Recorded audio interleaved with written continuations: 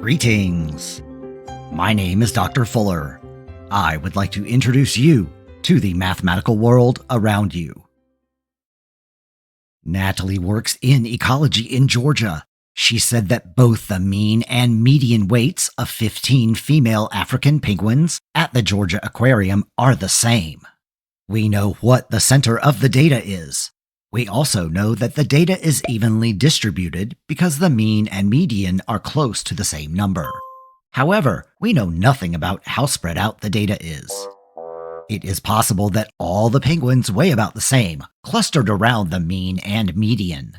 It is also possible that the data is spread out from a newborn penguin at 280 grams to a heavy adult at 4,000 grams. This is where measures of dispersion become important. Measures of dispersion are measurements used in statistics to describe how spread out a dataset is. They often tell us how much individual values differ from the center, either the mean or median. Measures of dispersion can be used to compare variability or differences that exist between groups or within a group. One way to think about dispersion in a dataset is thinking about putting toppings on a pizza. The mean will tell us how much of a topping is on a pizza, but measures of dispersion will tell you if the toppings are evenly distributed. If a topping has high variability, some slices may have loads of a topping while others have none. If a topping has low variability, each slice has an even distribution. Every slice has about the same number and they're spread across the slice. As you learn more about statistics, you will learn about measures of dispersion that can be used to determine if a result is reliable and accurate, identify outliers or unusual patterns, and help us make informed decisions based on data analysis. Measures of dispersion can tell us a lot of information beyond what the center of a dataset looks like. This animation will introduce two common measures of dispersion, the range and the interquartile range. In the situation with Natalie's penguins, knowing the weights of the lightest penguin to the heaviest tells us more about the data. Suppose we know the smallest of the 15 penguins weighs 2,810 grams and the largest weighs 3,110 grams. These two values are called the extremes of the dataset, the lower extreme and the upper extreme. The first measure of dispersion is called the range and is the simplest to calculate. The range is the difference between the largest and smallest numbers in a dataset. It tells us how much variability is in the data or how spread out the dataset is. To find the range of the penguins' weights, subtract the minimum value, 2,810 grams, from the maximum value, 3,110 grams. Therefore, the range of the dataset is 300 grams. Here is what the range tells us. First, we know that the weights are spread across 300 grams. Next, the range is relatively small compared to the actual weights. 300 is not much compared to approximately 3,000, only 1/10. This means that the data is not spread out very much and is fairly consistent. We can say that the data is compact. Finally, because the data is compact, there are most likely no outliers. However, the range would allow us to look further into outliers should we desire.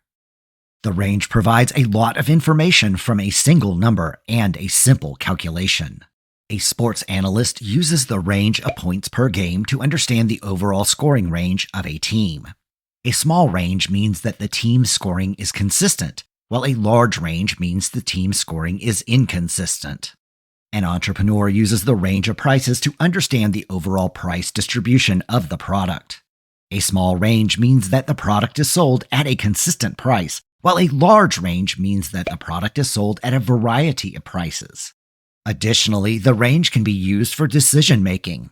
A sports analyst might use the range to identify players who are outliers, or a musician might use the range to identify songs that are either very popular or very unpopular.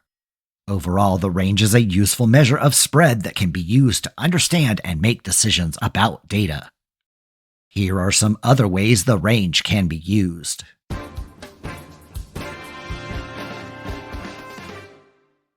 While the range tells you how spread out the data is, the interquartile range focuses only on the middle 50% of the data. The interquartile range, or IQR, ignores outliers and focuses on the majority, showing how clustered the middle is and helps us understand what is typical. Natalie is studying a pack of wolves and wants to know how spread out their pack sizes are over the years. She collects this data on the number of wolves in the pack for each year. Natalie wants to measure how much the pack size varies without being fooled by occasional big or small years. This is where the interquartile range comes in. To find the interquartile range, first line up the number of wolves in the pack from least to greatest. Now we find two special numbers called quartiles. These represent the middle of the lower half of the dataset and the middle of the upper half of the data, or the value 1/4 of the way through the data and the value 3/4 of the way. To do this, first locate the median of the whole dataset so we can identify the lower and upper halves. The middle of our dataset is the second 7. We will now ignore this number to find the first quartile. Look at the numbers to the left of the second 7. Find the median of this set of numbers. The middle number is 5, which represents the 1/4 point in the dataset and is called the first quartile. 25% of the data is this value or smaller. Next, look at the numbers to the right of the second 7. Find the median of this set of numbers. The middle number is 8, which represents the 3/4 point in the dataset and is called the third quartile. 25% of the data is this value or larger. Finally, subtract the first quartile from the third quartile to get the interquartile range. The IQR of the pack size for this pack would be 8 wolves minus 5 wolves equals 3 wolves. So, what does this tell us? The IQR of 3 wolves tells us that the middle 50% of the years had pack sizes between 5 and 8 wolves. This means often the pack size stayed within a narrow range, even though there were some years with bigger or smaller packs. The IQR is like having boundaries of where the typical pack size falls. It's a handy tool to help understand how spread out the data is without getting thrown off by extreme values. In this example, our dataset had an odd number of values, so the median is part of the dataset. When there is an even number of values, the median is calculated. Ignore this value using all the numbers to the left and right of where it would fall in the organized list. The interquartile range is useful to help us understand how spread out the data is, specifically the middle 50% of the data. You might use the IQR to compare the price ranges of different brands of cereals to see which one offers the most consistent value within their category. Track sleep patterns and understand your typical sleep range, even if you occasionally have outlier nights where you sleep much more or less. Understand weather trends by using the IQR to show typical temperature ranges for a season, highlighting unusual heat waves or cold snaps. Analyze the IQR of building material delivery times to help anticipate delays and adjust project schedules more effectively. Or use the IQR to identify outliers in customer sales data to reveal hidden trends or potentially fraudulent activity. Here are some other ways the interquartile range can be used. The range and the interquartile range are powerful tools to understand dispersion or how spread out a dataset is. Being able to calculate, understand, and use these statistical measures helps us optimize processes, gain insights, and make informed decisions. You will learn more about dispersion and variability as you learn more about statistics. In my mathematical world, I have one little problem. Adina is a forensic scientist. She was explaining how measures of dispersion are used in her job. Help me understand these applications. A tire track measurement reveals a tread width of 22 centimeters and a distance between grooves of 8 centimeters. Another track shows a width of 21.5 centimeters and a groove distance of 7 8/10 centimeters. Adina said the range between any two tire marks must be less than or equal to 1.5 centimeters and have a groove distance of less than 2/10 for the tire marks to be from the same tires. Could these tracks be from the same vehicle? A hair found at a crime scene has a diameter of 84 microns. Suspect A's hair ranges from 73 to 82 microns, while Suspect B's ranges from 83 to 88 microns. Can Adina exclude either suspect based on hair diameter alone? Adina found 4 bullet casings at a crime scene. Their diameters in millimeters are 9 2/10, 9 1/10, 9 3/10, and 9 4/10. Calculate the range and minimum diameter of the casings. If the range is 0.2 of a millimeter or less, the bullets could have come from one gun of this model. If the range is between 0.2 and 0.45 millimeters, the bullets could have come from the same type of gun, but not necessarily the same gun. Is there just one suspect, or are there more? Adina analyzes fingerprints left at a crime scene and finds ridge counts of 12, 13, 15, 16, and 18 per centimeter. Find the median ridge count and the range. Adina says ridge counts may only vary by 1 or 2 per centimeter for a person. Is there more than one person? Do you think there are more than 2 people? Explain your reasoning. Adina measures paint droplet diameters on a wall near the victim. Based on the IQR, could the splatter have come from a spray can, a brush, or something else?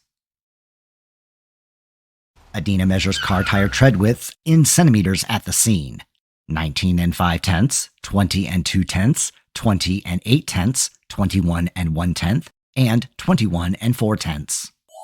With a known standard IQR of 0.8 of a centimeter for this tire model, does the crime scene data suggest a single car or multiple vehicles with the same type of tires? Analyzing bloodstain sizes from a crime scene, Adina finds diameters in millimeters of 6, 8, 10, 12, 14, 16, and 18. Can the IQR help determine if the victim was standing, walking, or running? Adina measures shoe print lengths at the scene. Given a known IQR of 0.4 of a centimeter for the victim's shoe size, could the scene prints belong to someone else entirely? 3 guests at a banquet fell ill after eating pastries. Adina analyzes the remaining pastries and finds varying amounts of a rare toxin. Use the range and IQR to help identify the contaminated batch or point to a specific culprit's tampering method. Adina determines the following for the situation. If the range is small and the IQR is small, the contamination occurred during the decorating process. If the range is small and the IQR is large, or most of the range, contamination occurred before the ingredients were mixed, as the contaminant was most likely thoroughly mixed in. If the range is large and the IQR is small, the contamination was most likely intentional and occurred within the cooking or decorating process. If the range is large and the IQR is large, or most of the range, either more than one batch was contaminated or the tampering was inconsistent. Adina finds footprints near the scene of a crime and measures their lengths in centimeters. Knowing the victim's shoe size of 26 8/10 centimeters and that a typical adult shoe size ranges about 4 centimeters on this surface, use the range and IQR of the footprints to help determine the number of people and if any belong to the victim. If the range is typical, Adina cannot determine anything special from a footprint except they belong to one person. If the range is larger than typical, multiple people are involved. If a shoe print falls in the middle 50%, there's a good chance that the footprints belong to a specific person. Take a look and you will see a mathematical world around you filled with data. The range and the interquartile range go a step beyond describing the center of the data. These measures of dispersion further describe the data, providing more insight into a data set. Like other forms of descriptive statistics, measures of dispersion add to the picture statistics paints. Unlock the secrets of the universe from galaxies to glaciers. Statistics helps scientists make sense of the world around us. Analyze statistics on social issues, understand political trends, and use data to advocate for change. Statistics can empower you to make a real difference in the world. Use data science and statistics to power the graphics, AI opponents, and even the storylines in the next hottest games. Or score big in the business world. Companies use statistics to make smart decisions, from predicting market trends to understanding customer needs. Data is everywhere, and you can use statistics to crack the code of hidden patterns in everything from ancient languages to modern music playlists.